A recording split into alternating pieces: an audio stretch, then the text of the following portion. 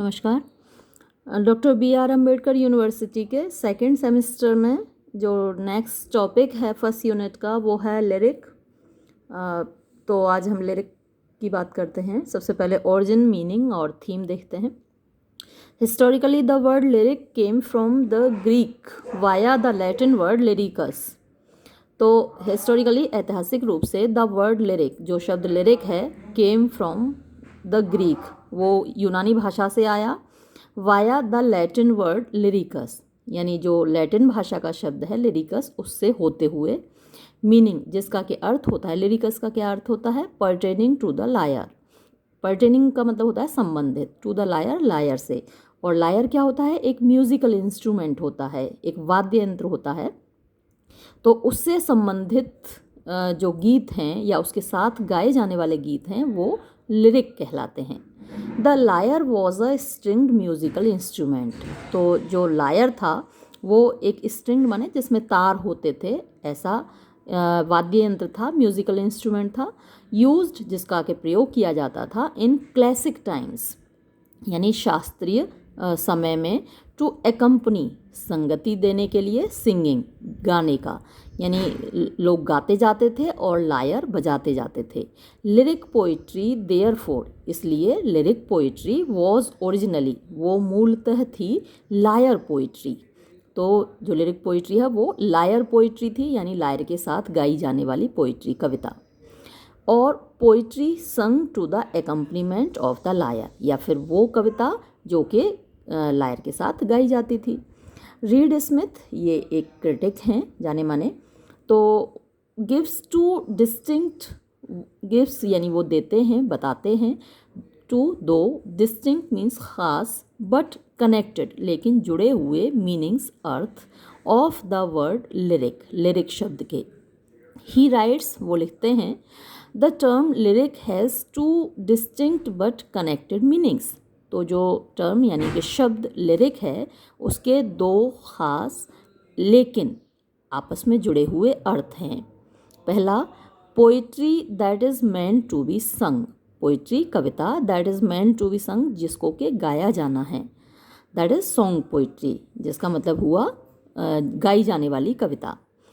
And जो second meaning है, poetry that expresses, ऐसी कविता जो अभिव्यक्त करती है पर्सनल फीलिंग्स, व्यक्तिगत भावनाओं को, दैट इज सब्जेक्टिव पोइट्री, वो है आत्मपरक कविता। सब्जेक्टिव वो चीज़ें होती हैं जिनमें अपने बारे में बताया जाता है। एक तो सब्जेक्टिव राइटिंग होता है, एक ऑब्जेक्टिव राइटिंग होता है। तो जो सब्जेक्टिव राइटिंग होता है उसमें लेखक अपने बारे में बताता है, और जो ऑब्जेक्टिव राइटिंग होती है उसमें लेखक दूसरी चीज़ों के बारे में बताता है, बाहरी चीज़ों के बारे में बताता है। तो ये जो लिरिक होती है वो मेनली सब्जेक्टिव होती है, उसमें व्यक्ति या जो लेखक है या जो कवि है वो अपनी भावनाएं अभिव्यक्त करता है। फिर है अ सॉन्ग टू बी संग, जो लिरिक है वो एक गीत है जिसको गाया जाना है। The lyric is a song, lyric एक गीत है, sung to the accompaniment of the lyre, जो कि लायर की संगति में गाया जाता है। और in the more modern sense, और ज़्यादा आधुनिक अर्थ में, to the accompaniment of the piano और द गिटार, वो पियानो की संगति में या फिर गिटार के साथ गाया जाता है। आपने देखा होगा लोगों को गाते हुए गिटार के साथ और पियानो के साथ गीत गाते हैं। 10, इस प्रकार ऑल सॉन्ग्स, सभी गीत, दैट कुड बी संग, जो गाए जा सकते हैं, इन ऑल देयर म्यूजिकलिटी, अपनी संगीतात्मकता के साथ, रिचनेस, अपनी समृद्धि के साथ, एंड वैरायटी, और विविधता के साथ, आर लिरिक, वो सब लिरिक हैं। इन दिस सेंस, इस अर्थ में, ऑफ सॉन्ग पोइट्री, गीत कविता के, the meaning of the lyric, lyric का जो अर्थ है, is very clear and definite, वो बहुत स्पष्ट है और सुनिश्चित है। द सॉन्ग्स, गीत, इन शेक्सपियर्स प्लेज, शेक्सपियर के नाटकों में, such as the under the green wood tree, जैसे कि एक गीत है under the green wood tree, are lyric, ये गीत भी लिरिक हैं। Even ballads as songs are lyric, यानी कि यहाँ तक कि बैलेड भी गीत के रूप में वो भी लिरिक हैं। तो लिरिक कोई भी छोटी कविता जो कि एक भावना को अभिव्यक्त करती है वो लिरिक है। अब बैलेड, इससे पहले आपने मेरे साथ बैलेड पढ़ा था, मैंने वीडियो बनाया था बैलेड पे। तो बैलेड क्या है, वो भी एक ऐसी कविता है जिसमें लेखक अपने मन की भावनाएं व्यक्त करता है, वो भी गाई जाती है, तो वो भी लिरिक है। A feeling to be expressed, दूसरी चीज़ क्या है लिरिक की, कि उसमें एक भावना अभिव्यक्त की जाती है। In the second sense of the term, दूसरे अर्थ में इस शब्द के, द लिरिक पोइट्री, जो लिरिक पोइट्री है, is poetry the object of which, ये एक ऐसी कविता है जिसका ऑब्जेक्ट माने उद्देश्य, जिसका उद्देश्य है इज़ टू एक्सप्रेस इमोशंस, भावनाओं को अभिव्यक्त करना, डायरेक्टली सीधे तौर पर, एंड और पर्सनैलिटी, और पर्सनली मीन्स व्यक्तिगत रूप से। इन अदर वर्ड्स, दूसरे शब्दों में, a lyric is a short poem, एक लिरिक एक छोटी कविता होती है, रिफ्लेक्टिंग, जिसमें विचार किया जाता है, सम पर्सनल इमोशन, किसी व्यक्तिगत भावनाओं पर, लाइक जैसे कि लव, प्यार, और ग्रीफ या दुख। अ लिरिक हाउएवर, एक लिरिक किंतु, कैन एक्सप्रेस, अभिव्यक्त कर सकती है, ऑल मूड्स, सारी भावावस्थाओं को, एंड इमोशंस, और भावनाओं को। इट कैन एक्सप्रेस, ये अभिव्यक्त कर सकती है, not only love and grief, ना केवल प्यार और दुख को, but also joy, fear, pity, anger, devotion, patriotism, बल्कि आनंद, भय, दया, गुस्सा, डिवोशन होती है भक्ति, पैट्रियोटिज्म देशभक्ति, तो इन सब भावनाओं को भी अभिव्यक्त कर सकती है एक लिरिक। इनफैक्ट वास्तव में इट कैन एक्सप्रेस, ये अभिव्यक्त कर सकती है, एनी हार्टफेल्ट फीलिंग, किसी भी हृदय से अनुभव की जाने वाली भावना को, एज, जैसा कि, it is the only thing, यही एकमात्र चीज़ है, दैट मैटर्स, जो कि महत्वपूर्ण होती है, मोस्ट, सबसे ज़्यादा, इन अ लिरिक, एक लिरिक में। Milton's on his blindness, Milton की कविता ऑन हिज ब्लाइंडनेस आपके सिलेबस में भी है और मैंने अपलोड भी की हुई है। वर्ड्सवर्थ डैफोडिल्स, वर्ड्सवर्थ की कविता डैफोडिल्स, ये भी मैंने अपलोड की हुई है। शेलीज टू ए स्काईलार्क, शेली की कविता टू ए स्काईलार्क, ये भी मैंने अपलोड की हुई है, आपने पढ़ी होगी। Keats ode to a nightingale, Keats की कविता है ओड टू ए नाइटिंगेल, ये भी अपलोडेड है। Tennyson's crossing the bar, Tennyson की ये कविता तो अपलोडेड नहीं है, लेकिन एक दो दूसरी कविताएं हैं जो मैंने अपलोड की हैं टेनिसन की। और ब्राउनिंग्स प्रोस्पिके, ब्राउनिंग की कविता Prospice are the lyrics of this kind, ये सब इसी प्रकार की लिरिक्स हैं। तो अगर आपने ये सब लिरिक्स पढ़ी हैं तो इस आंसर को लिखते वक्त आप उनमें से एग्जाम्पल दे सकते हैं, है ना, किस तरीके से वहाँ पर भावनाएं अभिव्यक्त की हैं। जैसे मिल्टन है, वो अंधा हो गया 44 साल की उम्र में, तो उसने अपना दुख वहाँ पर अभिव्यक्त किया है। वर्ड्सवर्थ अपनी खुशी जाहिर करता है डैफोडिल्स को देखकर। शैली जो स्काईलार्क का गीत सुनता है तो उसकी क्या फीलिंग्स हैं, वो कैसे कहता है कि तुम तो इतनी खुशी से गाती हो, इंसान तो इतना मीठा कभी नहीं गा सकते। या कीट्स है, वो भी नाइटिंगेल से यही बातें कहता है कि मैं भी तुम्हारी तरह गाना चाहता हूँ, तुम्हारी तरह दुनिया को भूल जाना चाहता हूँ। तो ये जो सारी कविताएं हैं इनमें से आप एग्जाम्पल्स दे सकते हैं, पढ़ी हुई तो हैं ही आपकी, तो जब लॉन्ग आंसर लिखें तो आप उनसे एग्जाम्पल्स दे दें। अब नेक्स्ट हेडिंग है द एलिमेंट ऑफ म्यूज़िक। तो लिरिक में एक तत्व, एलिमेंट माने तत्व होता है, ऑफ म्यूज़िक, संगीत का। तो संगीत का तत्व इसका आवश्यक अंग है, यानी लिरिक हमेशा उसमें म्यूजिकलिटी होती है, संगीतात्मकता होती है। As the lyric was meant to be sung, as जैसा कि द लिरिक वॉज मेंट, जो लिरिक का उद्देश्य था, टू बी संग वो था गाया जाना, टू द एकम्पनीमेंट संगति में, ऑफ अ म्यूजिकल इंस्ट्रूमेंट एक वाद्य यंत्र के। इट हैड इन इट तो इसके अंदर था, द एलिमेंट ऑफ म्यूजिक संगीत का तत्व। It was made more musical इसको और ज़्यादा संगीतात्मक बनाया गया, बनाया जाता था, by the voice of the singer यानी गाने वाले की आवाज़ के द्वारा, कीपिंग ट्यून यानी धुन को साथ में रखते हुए, with the sound of the harp यानी जो हार्प है, जो वाद्य यंत्र है, उसकी आवाज़ के साथ। It was the singers melodious voice, ये गाने वाले की संगीतात्मक आवाज़ होती थी, दैट गेव इट, जो इसको दिया करती थी, अ राइट इमोशनल इफ़ेक्ट, एक सही भावनात्मक प्रभाव। तो जो गा रहा होता है उसकी आवाज़ में एक मधुरता होती है जो कि प्रभावित करती है। हर किसी के बस का तो होता नहीं है गाना। आप एक ही गीत को दो लोगों को अलग अलग गाने को दीजिए तो वो अलग अलग तरीके से गाएंगे। तो जो आवाज़ में मधुरता होती है वो हर किसी के नहीं होती, तो गाने वाले की जो आवाज़ होती थी वो इसको इमोशनल इफ़ेक्ट दिया करती थी, भावनात्मक प्रभाव दिया करती थी। द एलिजाबेथन लिरिस्ट, तो एलिजाबेथन जो लिरिक लिखने वाले लोग थे यानी कवि थे, डिस्कवर्ड, उन्होंने पता लगाया, द पॉसिबिलिटीज़, संभावनाओं का, ऑफ कंपोजिंग, लिखने की, स्वीट लिरिक्स यानी मधुर कविताएं, मधुर लिरिक, अनएडेड बाय, जिनके के लिए सहायता की आवश्यकता नहीं थी। एड माने सहायता करना और अनएडेड यानी बिना सहायता के, बाय म्यूजिकल इंस्ट्रूमेंट यानी वाद्य यंत्र की। तो एलिजाबेथन पीरियड में ऐसी लिरिक्स लिखी गई जिनके लिए किसी म्यूजिकल इंस्ट्रूमेंट की ज़रूरत नहीं थी, उनको ऐसे ही गाया जा सकता था। द 19th सेंचुरी पोइट्स, और जो 19वीं शताब्दी के कवि थे, like Keats, Shelley, Tennyson and Swinburne, तो इन सब कवियों ने मेड इट मोर इफ़ेक्टिव, इसको ज़्यादा प्रभावी बनाया, एंड प्लीजेंट, और ज़्यादा खुशगवार बनाया यानी आकर्षक बनाया, with the rhythmic arrangement, rhythmic लयबद्ध अरेंजमेंट व्यवस्था से, ऑफ वर्ड्स, शब्दों की। शेली वॉज द परफेक्ट मास्टर, शेली एक पूर्ण मास्टर था, ऑफ हारमोनीज मीन्स धुनों का, लय का, कविताओं का।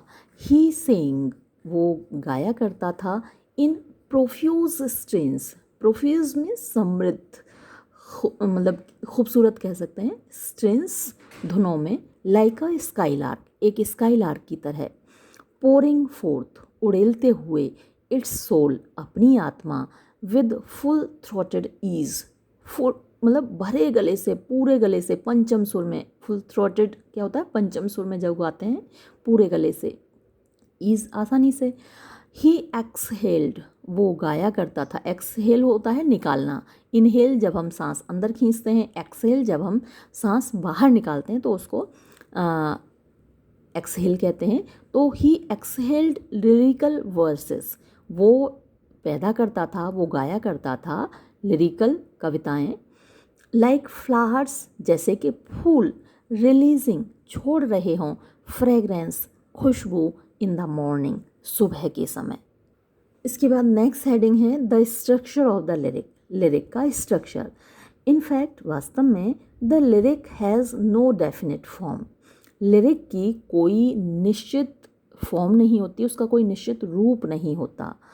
It may be very short, ये बहुत छोटी हो सकती है, और प्रिटी लॉन्ग, और काफ़ी लंबी भी हो सकती है, जैसे कुछ ओड्स आपने देखी हैं कीट्स की, काफ़ी लंबी हैं।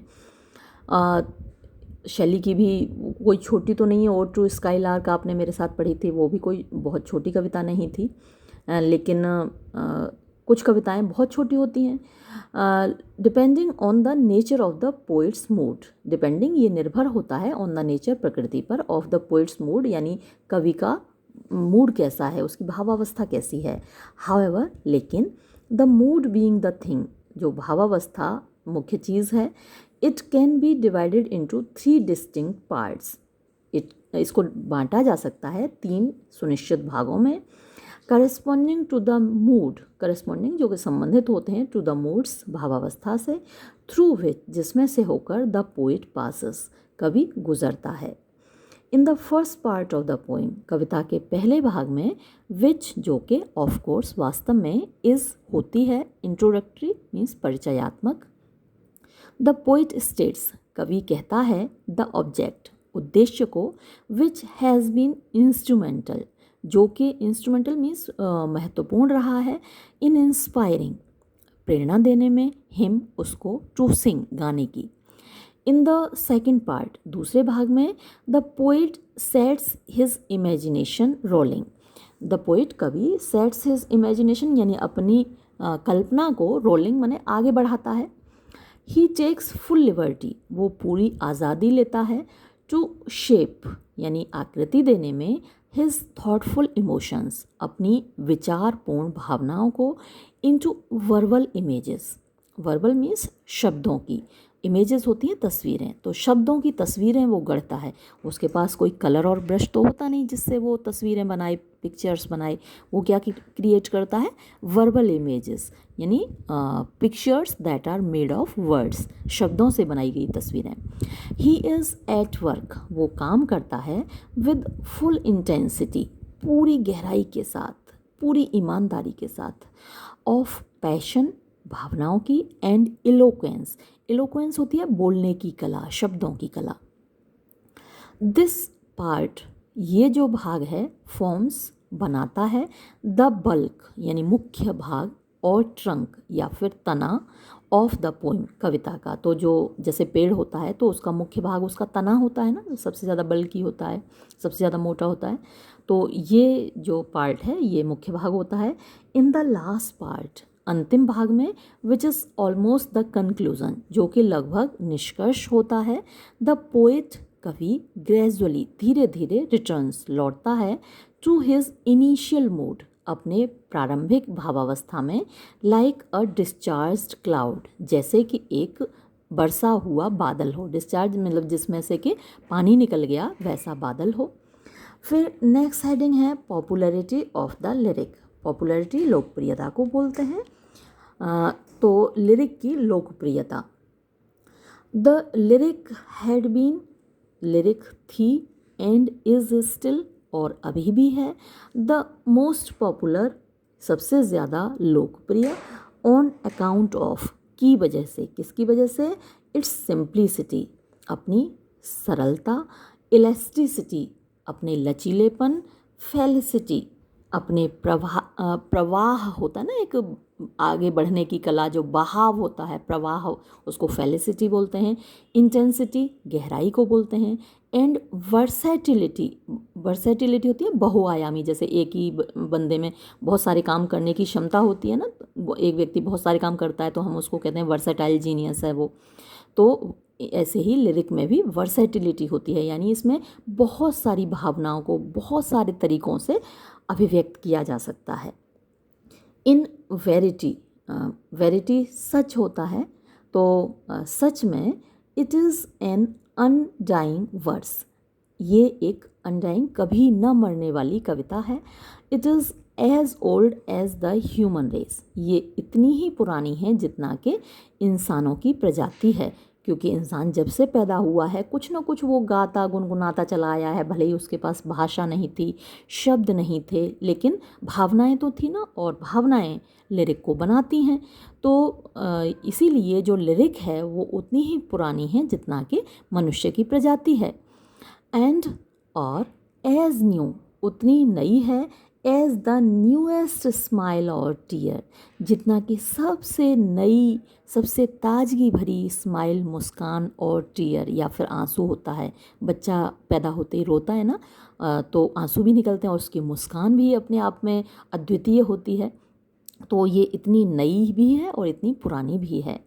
As Bliss Perry well says, तो ये एक क्रिटिक हैं, उन्होंने कहा है द लिरिक इज़, लिरिक है द कॉमनेस्ट यानी सबसे ज़्यादा सामान्य, एंड येट और फिर भी इन इट्स परफेक्शन अपनी पूर्णता में, द रेयरेस्ट सबसे ज़्यादा दुर्लभ, टाइप ऑफ पोइट्री प्रकार की कविता, द अर्लीस्ट सबसे ज़्यादा प्राचीन, एंड येट और फिर भी द मोस्ट मॉडर्न सबसे ज़्यादा आधुनिक, द सिंपलेस्ट सबसे ज़्यादा साधारण, एंड येट और फिर भी इन इट्स लॉज अपने नियमों में कानूनों में, ऑफ इमोशनल एसोसिएशन भावनात्मक संबल के भावनात्मक संबंध के, परहैप्स शायद, द मोस्ट कॉम्प्लेक्स सबसे ज़्यादा जटिल, एंड और इट इज़ ऑल दीज ये सारी चीज़ें हैं, बिकॉज क्योंकि इट एक्सप्रेसेस ये अभिव्यक्त करती है, मोर इंटीमेटली ज़्यादा घनिष्ठता से, than other types of verse बजाय दूसरी प्रकार की कविताओं के the personality of the poet, कवि की व्यक्तित्व को। तो इस तरीके से आप अपना आंसर लिख सकते हैं। और अगर आपके पास और भी ज़्यादा समय हो, मान लीजिए आंसर लिखते वक्त थोड़ा समय और बच गया, या फिर बहुत लॉन्ग, मान लीजिए आप एमए का आंसर लिख रहे हैं, पोस्ट ग्रेजुएशन में थोड़े बड़े आंसर लिखने होते हैं, ग्रेजुएशन के लिए तो इतना भी काफ़ी है और बल्कि मोर देन सफिशिएंट है ये तो। लेकिन अगर आप पोस्ट ग्रेजुएशन का आंसर लिख रहे हैं तो वहाँ आपको थोड़े एग्जाम्पल ज़रूर देने होंगे। जैसे मैंने अभी आपको मेंशन किया था, ऊपर आया था, नाम आया था मिल्टन की ऑन हिज ब्लाइंडनेस का, या वर्ड्सवर्थ की पोइम्स का। तो आपने बहुत सारी पोइम्स पढ़ी ही हैं, आपके सिलेबस में होती हैं, उनसे एग्जाम्पल देकर आप अपना आंसर और बड़ा कर सकते हैं और एलेबोरेट कर सकते हैं। तो ये वीडियो मैं यहीं समाप्त करूँगी। धन्यवाद।